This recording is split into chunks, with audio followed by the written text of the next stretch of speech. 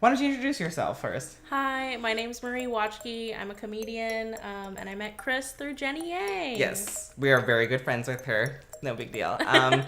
And we connected with each other because we really enjoy anime. Mm-hmm. And we were talking a lot about how we were really fascinated with the way that Hollywood has kind of started adapting a lot of anime. And we're not just talking about necessarily direct adaptations like Ghost in the Shell or Death Note. We've kind of talked that to death already. I'm pretty sure the internet knows our feelings on this already. Yes. We're talking about American films that are lauded as like these theatrical, original works of art. So there are some directors who like openly talk about their anime influences, like the Wachowski sisters. They openly talked about how Ghost in the Shell influenced The Matrix. And that's also really cool because The Matrix and Ghost in the Shell have been queered by the trans community since the Wachowski sisters, were unfortunately outed, but, now they're like beacons of trans creators. Mm-hmm. So like people are looking over their work again with a trans eye.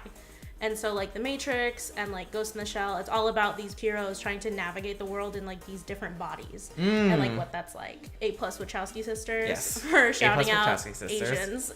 Yes. Yeah. Yes. But I do still think that a lot of people don't know that Matrix was based off of Ghost in the Shell. Yeah, definitely. I'm curious to ask you, like, whose fault do you think that is, though? Like, do you think that the Wachowski sisters should talk about it more? Do you feel like, or do you feel like it's maybe because Hollywood coverage doesn't really ever care about references? I think that's one thing. I definitely think that like Hollywood wants to make sure that like, oh, we're so original. We're the front runners of media. We're the front runners of like the best movies ever. Nobody knows that the Wachowski sisters reference that unless they like look into their like old interviews from when The Matrix came out. Mm-hmm. And then somebody would have to ask them like specifically. I mean, they did admit it, but yeah, I don't think it's their fault that people don't know. Just because like the information's out there, but just nobody wants to spread that information. Mm-hmm. Yes. Also, we have the infamous Kimba versus Simba. So I actually did a little bit of reading because you reminded me that, Kimba and Simba was a thing. I remember when I first was looking at Kimba, I was like, oh, this is a ripoff of Simba. Yes. But it was actually, I don't want to necessarily claim that it is the reverse, even though they are very similar to each other. The people who worked on Simba were very adamant about not admitting that it was a ripoff of it. I think one of them were like, yeah, like, I'm sure some of us have seen Kimba before because we like animation. Yeah. Do I give them the benefit of the doubt? Like the similarities are so clear. Like, I don't really know how you would logically deny ripping off of them unless you actually felt like you didn't. Mm-hmm. For sure. I don't know though, because like I see people publicly all the time, especially in our administration nowadays, denying things that are obviously true. Yeah. So I don't know. But Kimba and Simba, come on, it's one letter off. Yeah, it's one letter off. Like both of them have like the wise monkey. And it looks exactly the same, like exactly the same style. Pretty much. Yeah. I want to talk about Black Swan the most. I've never seen any Black Swan creators like talk about Perfect Blue ever. Yeah. And I think that there is a very clear reference between those two movies, right? Battling between two sides. This person is a performer in the music industry. It's even more apparent because Darren Aronofsky, he bought the rights to Perfect Blue, right? Mm-hmm. Yeah. He bought the rights to Perfect Blue, which gives you even more evidence. And also he bought the rights to Perfect Blue to recreate one of the bathtub scenes in Requiem for a Dream. For a Dream. Inception, which was done by Christopher Nolan, he also bit off Satoshi Kon with Paprika. So Paprika is basically about these agents that go into people's dreams and literally like fuck shit up in there. Mm-hmm. So usually they use it for therapy in the film, but they find out there's like a criminal who's hacked their system and is like influencing powerful people in their dreams, which is the plot of Inception. Like, I don't know. I feel like Christopher Nolan totally has seen Paprika. Like, yeah. Also, Paprika's way cooler with the animation and the dream stuff because they like shift people's faces and stuff, and like they can do just a bunch of stuff that like you can't do with live action. Yeah, or it would just cost a lot to like CGI in. What are we trying to get at when we talk about like these references and the fact that they're influencing all of these very lauded and applauded American cinema? So for me, I wanted to talk about this because I think there is still this very clear separation between Japanese anime and like American media, definitely. I don't know, I think it's important to like reference these anime more because I think it's important to let people know that I'm not trying to threaten the originality and like the execution of these movies per se, because I still think that these movies deserve to exist. I'm not saying that these movies like stole everything, but I am saying that like it would be nice that, you know, whenever like these actors and these directors give interviews about these movies, that they give more credit where credit is due. Because I think for the most part, they don't really. Like, I can understand, though, that there might be a perception from the actors and the director that, oh, well, like, I'm not going to mention this anime because the reporter probably isn't going to be interested in talking about, like, this foreign thing. Yeah. I just really think that, like, anime just has so many great stories. Yes.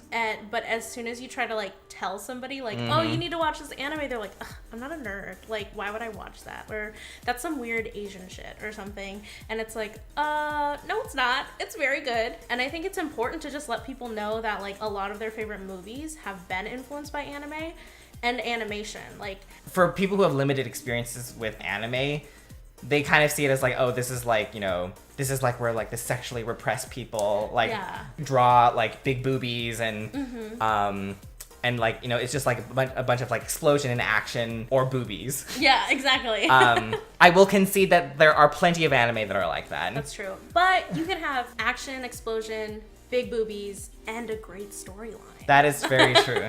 Why wouldn't you want that? That's true. Yeah. I think like with all forms of media, there's a lot of like things to wade through before you get to something really good. Yes, for sure. But the stuff that's really good in anime is like really, really good. I also want to also mention that there's also this YouTuber movie reviewer whose name is Chris Stuckman. And I remember him talking about how if you're a film buff, you should know like these anime movies because again, like they influence American media, but they're also like really good in their own right. So especially if you're not into anime, which is totally fine, I definitely recommend watching movies that have influenced these American films that we mentioned. Perfect Blue, Paprika, Ghost in the Shell, and Kimba, because I think it's a good gateway into anime. Definitely.